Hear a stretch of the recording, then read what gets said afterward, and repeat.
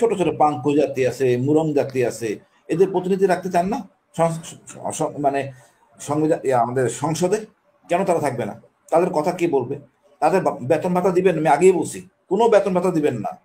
জনকল্যাণে আছেন, জনসেবায় আছেন, কোনো বেতন থাকবে না এত সময়। আপনি বুঝেন না কোথায় সমস্যাটা হচ্ছে? বিচার বিভাগ সম্পূর্ণ স্বাধীন করে দেন। ও ক্যাডেট থেকে শুরু করে বেতন ভাতা যে বানাবে সব আউট, সেপারেট অর্গানাইজেশন, ওরা নিজেরা করবে। চিঠি দিবে টাকা বরাদ্দের জন্য, আর কোনো সম্পর্ক নাই।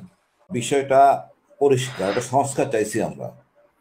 এই সংস্কারটা ক্ষমতার বিকেন্দ্রীকরণ হওয়া উচিত। আমরা তৃণমূলের যে মানে যে শাসন ব্যবস্থা, স্থানীয় সরকার, তাদেরকে কিন্তু ক্ষমতায়ন করতেছি না। সেখানে যদি ক্ষমতায়ন না করেন, সব তো ঢাকা, মানব পরিষ্কার বলছে। আপনি এমপি সাহেবদেরকে রাখতেছেন, ঢাকার এমপি টিকিট নিয়ে ওই দুর্গম এলাকার কাজ মাতব্বরি করতেছে। আপনি এমপিদেরকে ঠিক করে দেন, কোনো রকম উন্নয়নে থাকবে না, কোনো রাজকীয় প্লট থাকবে না, তাকে কোনো ডিউটি ফ্রি গাড়ি দেওয়া হবে না। তাহলে তো জিনিসটা ক্লিয়ার হয়ে আসে। তাহলে আমিও নির্বাচনে দাঁড়াবো, হাসান নাসিরও দাঁড়াবে, মাহবুবুজ্জামানও দাঁড়াবে। ওখানে টাকার পেশি শক্তি চলবে না। এলাকার লোক, মুরব্বী আছে, ভালো ভালো জ্ঞানী লোক আছে, মাদ্রাসার টিচার আছে, তারা দাঁড়াবে উন্নয়নের জন্য, এলাকার কথা বলবে। এখন দেখেন বেরিবাদ ভেঙে গেছে, এমপি সাহেব জানেই না কোথায় বেরিবাদ, সে হয়তো যাইও নাই কখনো। আপনার আসলে উন্নয়ন চাচ্ছেন না তো।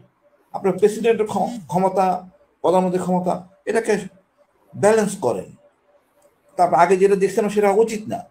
এখন যা হয়েছে, আসলে সংস্কার চাচ্ছে না, সংস্কারের নামে সময় ক্ষেপণ হচ্ছে। যে সংস্কারগুলা চোখের সামনে আমাদের ভাসতেছে, যে সেই সংস্কারগুলো দিয়ে আসলেও আমাদের দেশের সংস্কার, ভালো সংস্কার সম্ভব কিনা।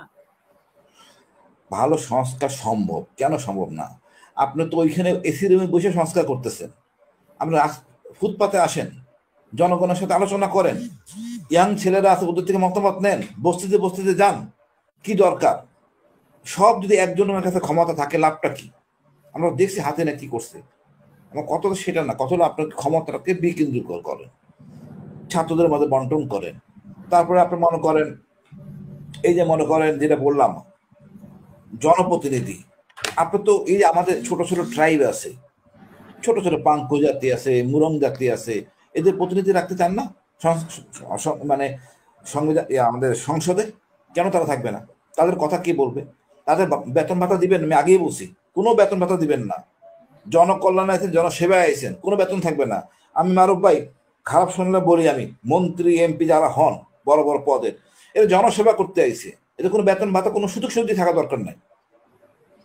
বিশেষ ক্যাডারের সচিব, সে ভালো বুঝে, তার মধ্যে আঙ্গুল ঘুরানোর জন্য আসবেন কমিশন খাওয়ার জন্য, আমি এটা বিশ্বাসী না। আমার অনেক কষ্টের টাকা, বিদেশ টাকার জনগণ কষ্ট করে গেছে, নিজের জায়গা জমি গরু ছাগল বিক্রি করে বিদেশে গেছে, ওখান থেকে টাকা পাঠায়, এই টাকা দিয়ে লুটপাট করি আমরা।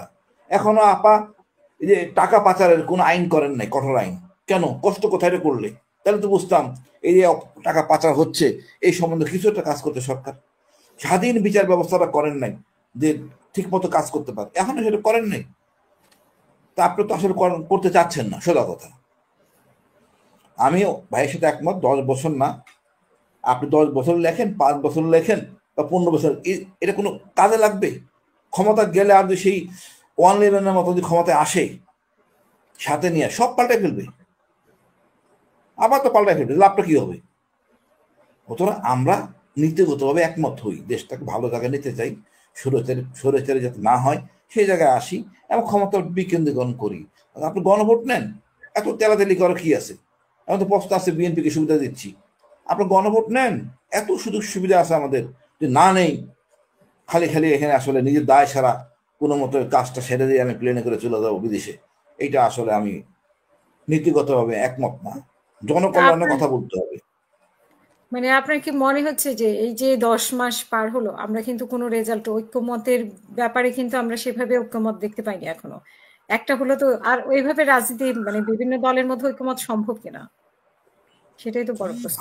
আপনি আগে নীতিগতভাবে কার জন্য করতেছেন এগুলি, তাদের সাথে কথা বলছেন? আপনার শাসকদের সাথে কথা বলতেছেন?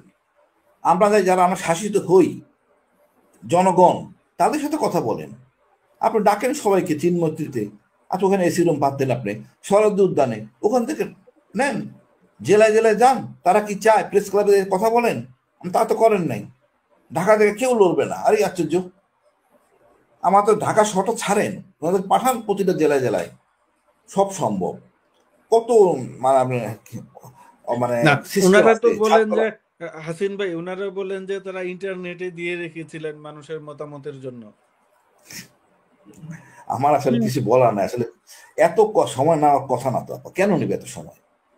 আপনি বুঝেন না কোথায় সমস্যাটা হচ্ছে? বিচার বিভাগ সম্পূর্ণ স্বাধীন করে দেন, ও ক্যারেন্টার থেকে শুরু করে বেতন ভাতা যে বানাবে সব আউট, সেপারেট অর্গানাইজেশন, ওরা নিজেরা করবে, চিঠি দিবে টাকা বরাদ্দের জন্য, আর কোনো সম্পর্ক নাই।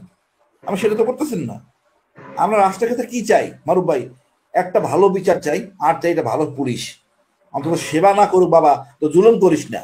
সে জায়গায় করছেন পুলিশের কোন ব্যবস্থা? একটা পুলিশের সমস্যাগুলি দেখছেন? দেখেন নাই তো।